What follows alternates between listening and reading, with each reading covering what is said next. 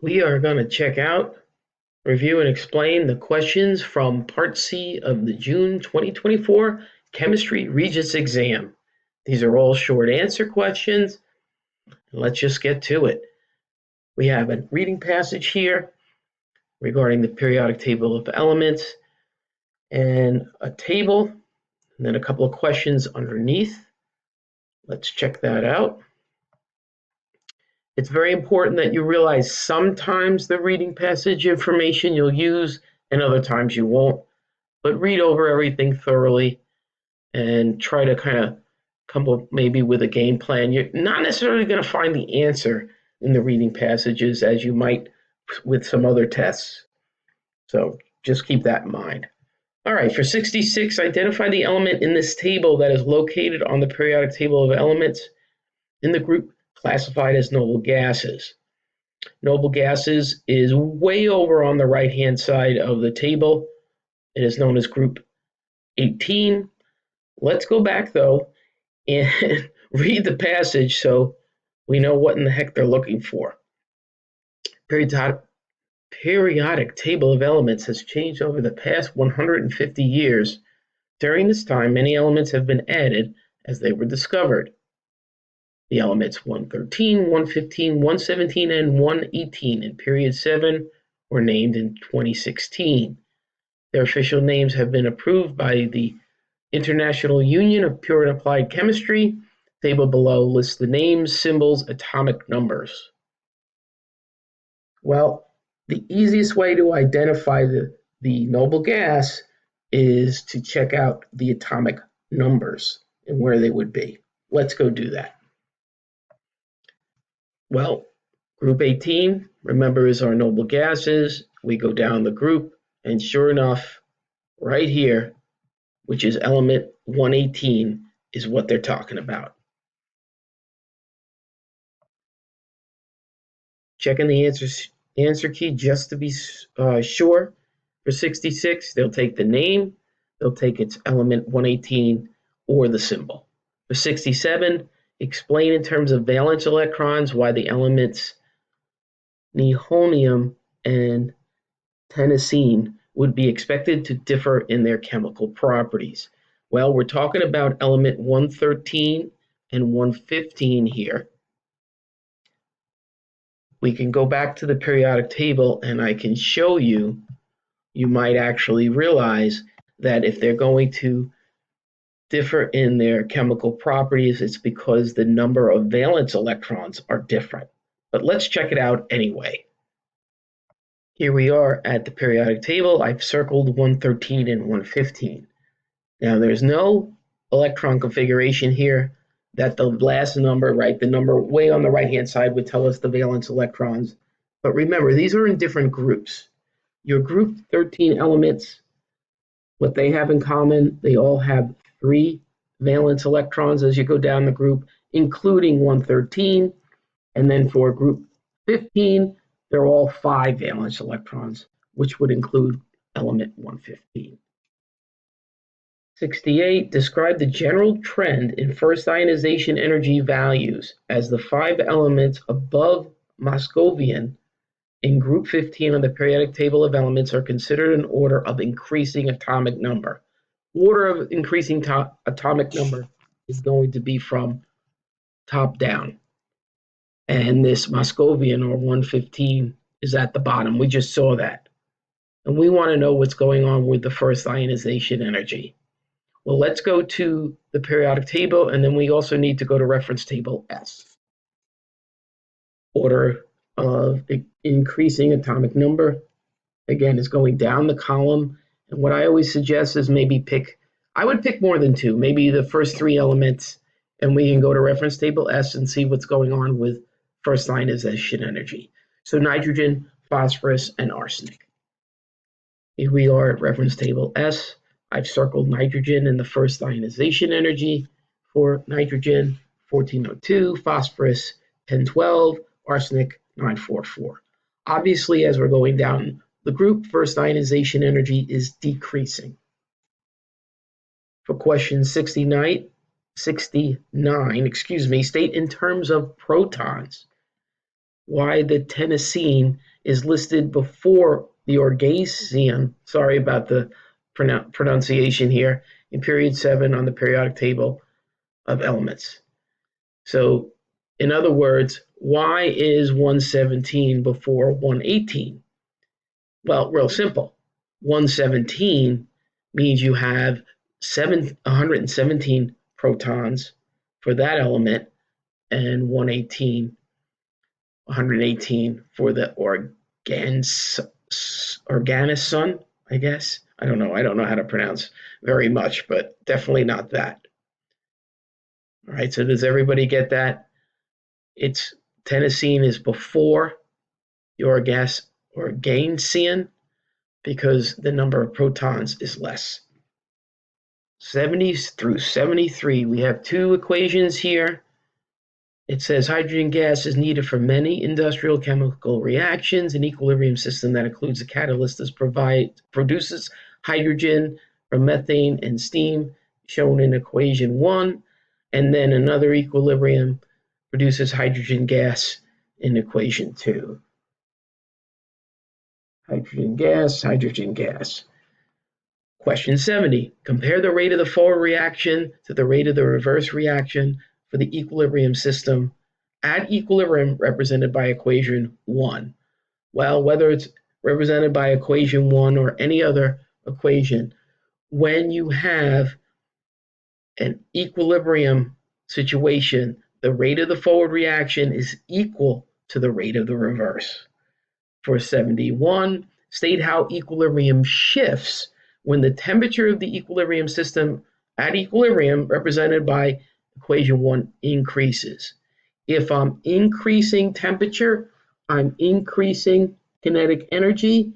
If I look at equation 1, the way it's written, we're adding energy on the left-hand side going to the right. In other words, if I'm increasing the temperature, I'm increasing energy. Any side that increases, the shift is away from that side until it re-equilibrates. So the equilibrium will shift to the right. For 72, state in terms of activation energy why the catalyst increases the rate of the forward and the reaction represented in equation 1. What catalysts do is they lower the activation energy for a reaction.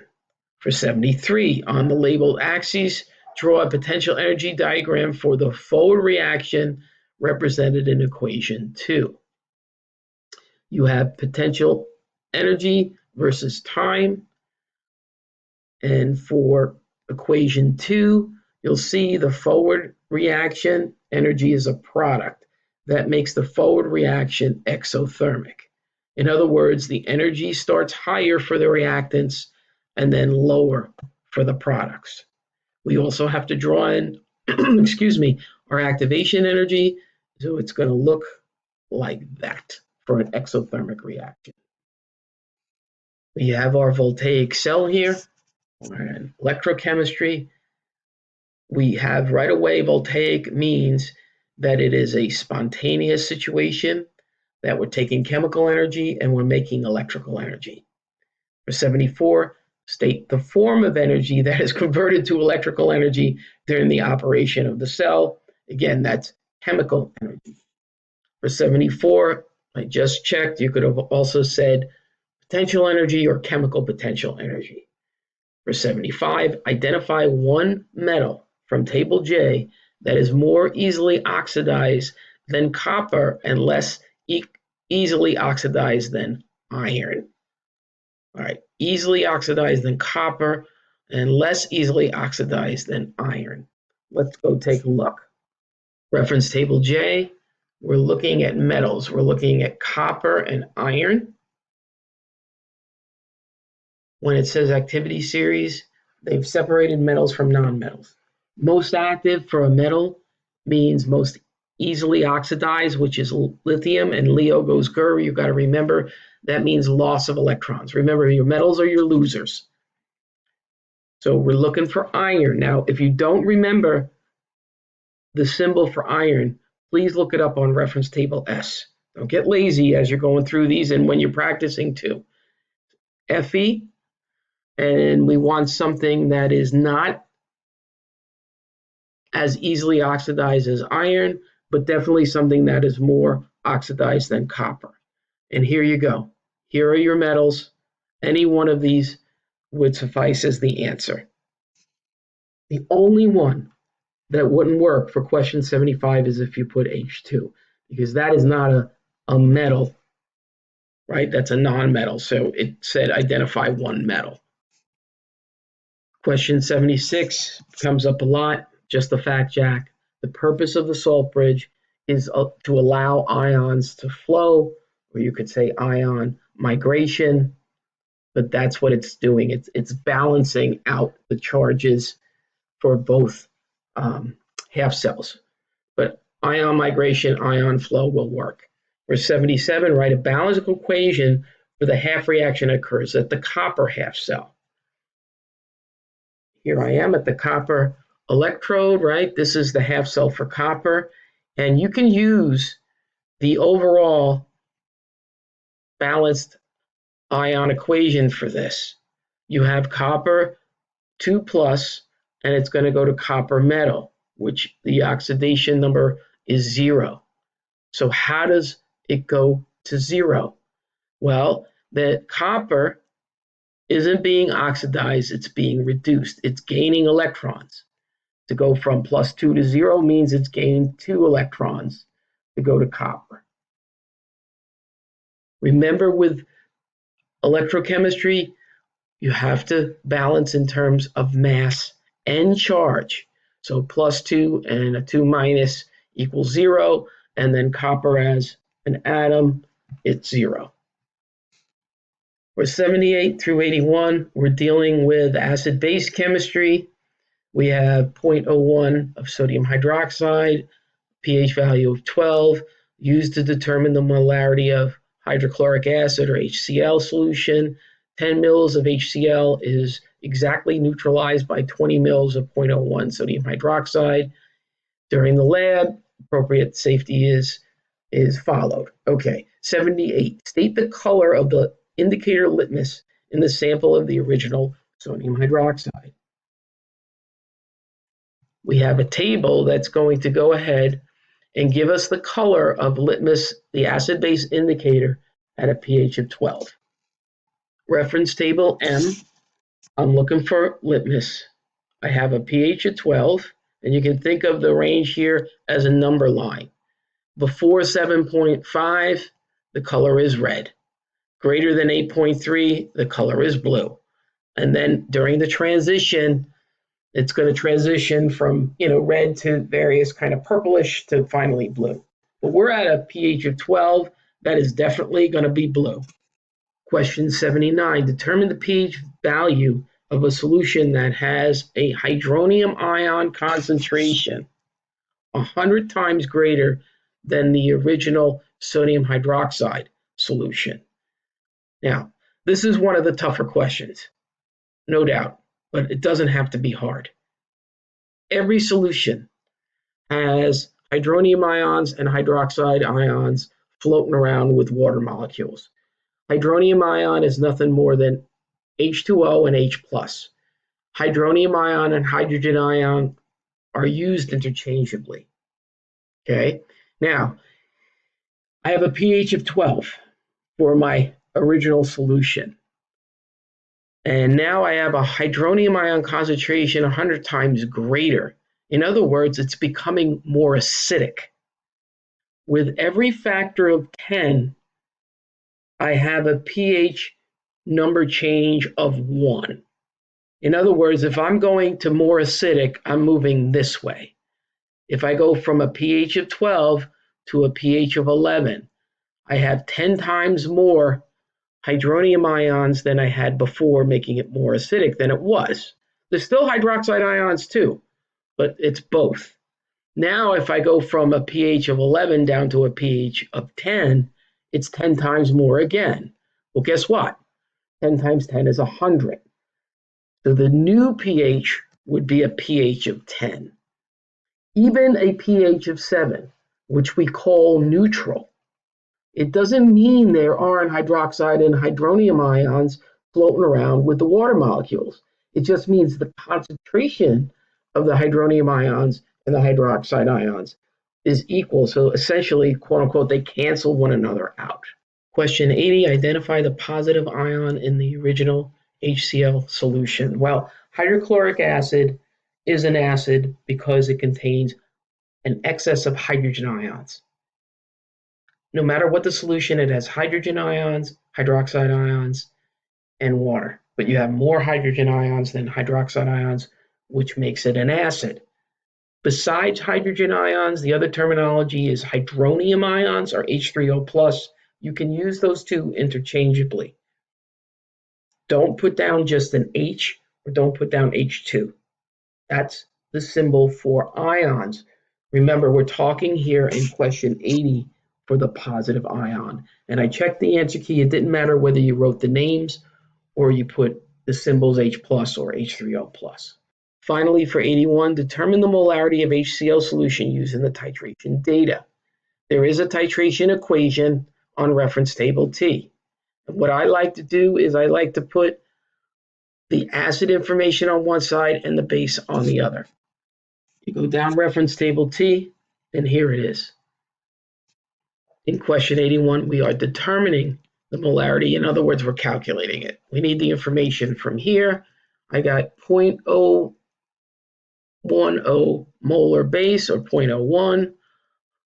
My volume of base was 20 mils. I just went ahead and can't really see it because I just put this on here. 20 mils, so 0.01 times 20. And on the other side, it was a volume of 10 milliliters for the sample, and I'm looking for the molarity of my acid. So the molarity of my acid is 0.01 times 20 divided by 10. And legit, use your calculator. 0.01 times 20 divided by 10 is 0.02. That is the answer for question 81. We're up to the last four questions. We're talking nuclear chemistry here. And let's go to 82. Determine the fraction of AM241 remaining from the original sample after 865.4 years. Just like atomic mass determination, just like knowing equilibrium means equal rate of the forward equals to the rate of the reverse, several others throughout the test, you are going to see a radioactive decay or half-life problem. Now, the half-life is given here as 432.7 years. What I like to do is set up a table. If you learned it a different way with your teacher, go for it. As long as you're getting to the right answer, all is good. I have mass and I have time. Since we're dealing with fraction here, the mass to start we're going to have as the whole thing, which is going to be 1. And that's at time 0. Now, this americium, right, is decaying. It's giving off particles and energy, and it's each individual atom over time is being transformed. The half-life means you hit a time where about half of the atoms have decayed or transferred into something else, and the other half still remain. All right. Well, 432 years, 432.7, almost 433 has gone by, and half is still the AM241. Another 432.7 years goes by, and you're adding time and you're dividing your mass. So 432.7 plus 432.7 gets us to our 865.4 years, and I have half of the half now, or a quarter. And that is our answer. For 83, compare the penetrating power of alpha particles to that of gamma radiation. Alpha particles have less penetrating power than gamma radiation. Gamma radiation, think of it as your X-rays. They go right through us. We need lead or something like that to block them. Alpha particles are bigger, so their penetrating power, thank goodness, is not as much. So again, alpha particles have less penetrating power, than gamma. For question 84, we have to complete the nuclear equation of the alpha decay of plutonium 238. An alpha particle has a mass of 4 and an atomic number of 2 or number of protons, and we would go ahead and we'd fill this in. That would be on your answer sheet. I don't have it in front of me, so I'm just putting it here on the paper. The key is we need to know the atomic number for plutonium. Let's go do that. All the way down here, you'll see it's element 94. We need that. Now, when you're balancing nuclear equations, they're really easy. 238, I'm going to change the color here, is equal to 4 plus what number? Well, that's going to be 234.